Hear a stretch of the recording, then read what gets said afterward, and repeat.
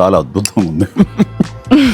వదిలేస్తే మొత్తం తినేస్తాను, నా సరదా తీరేంత వరకు కొంచెం ఇంకొక తిని వదులుతాను. కానీ చాలా బాగుంది. కానీ ఎంత తిక్కుగా ఉంది మీ ఇక్కడ, సో నైస్.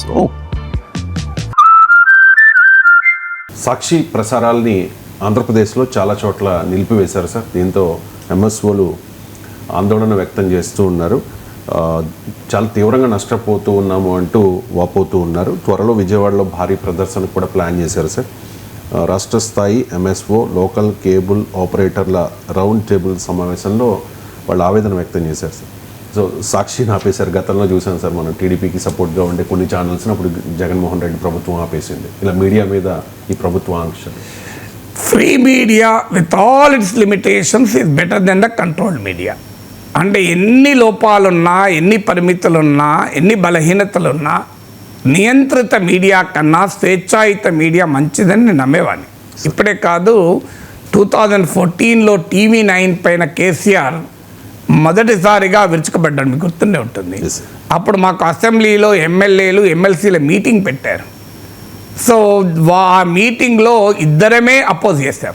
చాలామంది తర్వాత బయటకు వచ్చి అపోజ్ చేసిన వాళ్ళు కూడా ఆ మీటింగ్లో సపోర్ట్ చేశారు. ఇంట్రెస్టింగ్ ఏంటంటే, అన్యాయం సార్, ఇంత దారుణంగా మనను అసెంబ్లీని అవమానిస్తారా, వాళ్ళ సంగతి తేల్చాల్సిందే, నిషేధించాల్సిందే అంటే నేను రేవంత్ రెడ్డి ఇద్దరమే అపోజ్ చేశాం.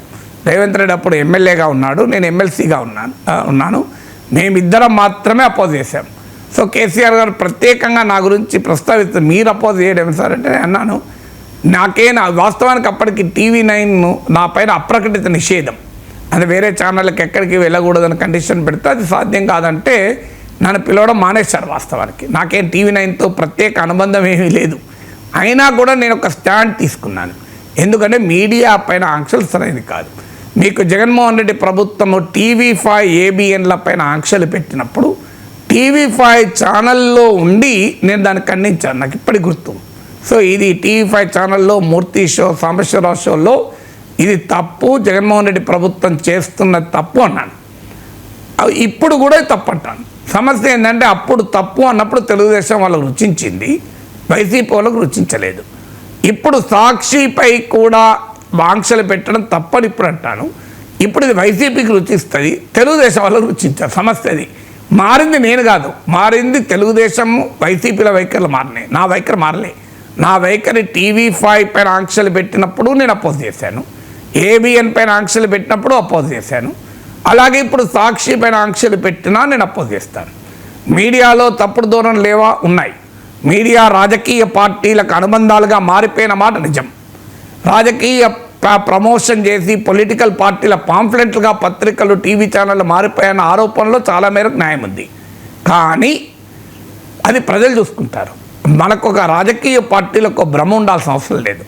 పత్రికలు, టీవీలు రాస్తే గెలుస్తారు అంటే గోధీ మీడియా అన్న పదం రవీష్ కుమార్ ఇంట్రడ్యూస్ చేశాడు. మోడీ అనుకూల మీడియాను గోధీ మీడియా అంటారు. మీరు ఇంగ్లీష్ ఛానల్ చూడండి, 70-80% of the English, Telugu, Hindi ఛానళ్ళ వ్యూవర్షిప్ మొత్తం మోడీకి అనుకూలమే. ఛానళ్ళు చాలా ఉండొచ్చు, ఒక్క NDTV మాత్రమే కాస్త డిఫరెంట్ ఉండే, దాన్ని ఆదానికి కొనేసి ఇప్పుడు అది కూడా అయిపోయింది. కానీ ఏం జరిగింది, 2024 ఎలక్షన్లో 303 సీట్ నుంచి 240 సీట్ పడిపోయాడు కదా మోడీ. మరి ఎట్లా జరిగింది? ఇది మొత్తం మీడియా అనుకూలము, సోషల్ మీడియా మొత్తం బీజేపీ డామినేషన్ ఉంటుంది, మన అందరికీ తెలుసు. కానీ మరి ఎందుకు ఓడిపోయారు? 63 సీట్లు ఎందుకు తగ్గిపోయాయి? ఇప్పుడు ఎందుకు? 1977 అప్పటికైతే మీడియా పెద్దగా లేదు, ఉన్న పత్రికల్ని, ఉన్న రేడియో, టీవీ కూడా అప్పటికి ఇంకా పెద్దగా లేదు. రేడియోను కంప్లీట్గా ఇందిరాగాంధీ కంట్రోల్ చేసింది, ఎమర్జెన్సీ. ఏమైంది 77లో? ఆమె కూడా ఓడిపోయింది. అడ్రస్ లేకుండా నార్త్ ఇండియాలో స్వీప్ మొత్తం జనతా పార్టీ గెలిచింది. ఇన్ని ఉదాహరణలు నేను చెప్పగలుగుతాను. సో అందువల్ల మొత్తం మీడియా అంతా ఒకవైపున 400 సీట్లు ఈసారి గ్యారంటీ అని ఎగ్జిట్ పోల్ చెప్పలేదా మీడియా? మనం చూసాం కదా ఏం జరిగింది. 400 కాదు 270 పడిపోయింది. సో అంతే, మీడియా మాత్రమే ఎన్నికల్ని నిర్ణయిస్తుంది అనుకుంటే పొరపాటు. ప్రజలకు తెలుసు, వాళ్ళు చూస్తున్న టీవీ, వాళ్ళు చదువుతున్న పేపర్ నిజం చెప్తుందా లేదా అనేది వాళ్ళకి తెలియదా? వాళ్ళంత అమాయకులా? ఎందుకంత భయపడాలి అధికారంలో ఉన్నవారు? లెట్ దెమ్, మీరు ఏం రాసుకుంటే రాసుకోండి, అవర్ పర్ఫార్మెన్స్ విల్ స్పీక్ అనే ఉండాలి. అయినా ఇప్పుడున్న సిచ్యువేషన్ ఏంటంటే ఈ మల్టీమీడియా ఎన్విరాన్మెంట్లో మార్క్ ట్వేన్ అనే యొక్క గొప్ప క్రిటిక్ మాట అంటాడు, if you do not read newspapers you are ill informed, if you read newspapers you are misinformed అన్నాడు. ఆ రోజు న్యూస్ పేపర్స్ అన్నాడు, టీవీ ఛానల్ కూడా వర్తిస్తుంది.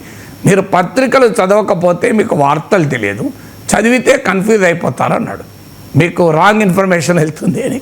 సో అందువల్ల మీడియా అలా అయింది కనుకనే కదా ఇవాళ సోషల్ మీడియా ఇంత పాపులర్ అయిపోయి, డిజిటల్ మీడియా ఇంత పాపులర్ అయ్యి, లేటెస్ట్ సర్వే ఏం చెప్తుంది, 54% of the people are watching YouTube for news. అందులో నాలాంటి ఇన్ఫ్లుయెన్సర్ల పైన ఎక్కువ ఆధారపడుతున్నారని కూడా ఈ సర్వే చెప్పింది. వరల్డ్ వైడ్ సర్వే ఇది, ఇండియాలోనే కాదు, అమెరికాలో, ఇండియాలో, ఆస్ట్రేలియాలో అంతటా ఇదే ట్రెండ్ కదా.